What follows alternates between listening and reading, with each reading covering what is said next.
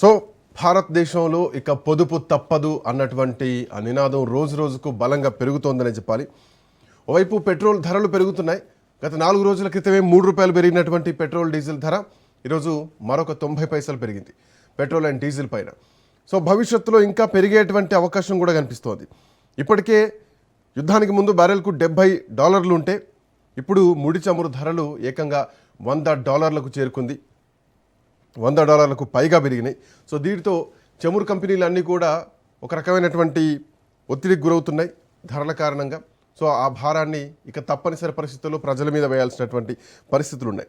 ముడి చమురు ధరలు చాలా కాలం పాటు ఇలాగే కొనసాగితే కనుక ఖచ్చితంగా రాబోయేటువంటి రోజుల్లో ఇంకా పెట్రోల్ ధరలు భారీగా పెరిగేటువంటి అవకాశం ఉంది.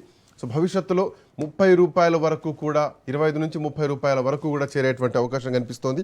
ఒకేసారి పెంచితే ప్రభుత్వం మీద వ్యతిరేకతలు కూడా వచ్చేటువంటి పరిస్థితులు ఉన్నటువంటి నేపథ్యంలో రోజు రోజుకు పెట్రోల్ ధరలు పెంచేటువంటి అవకాశాలు కనిపిస్తున్నాయా? ఇక అదే పద్ధతిలో ప్రభుత్వం ముందు పోయేటువంటి పరిస్థితులే కనిపిస్తున్నాయా?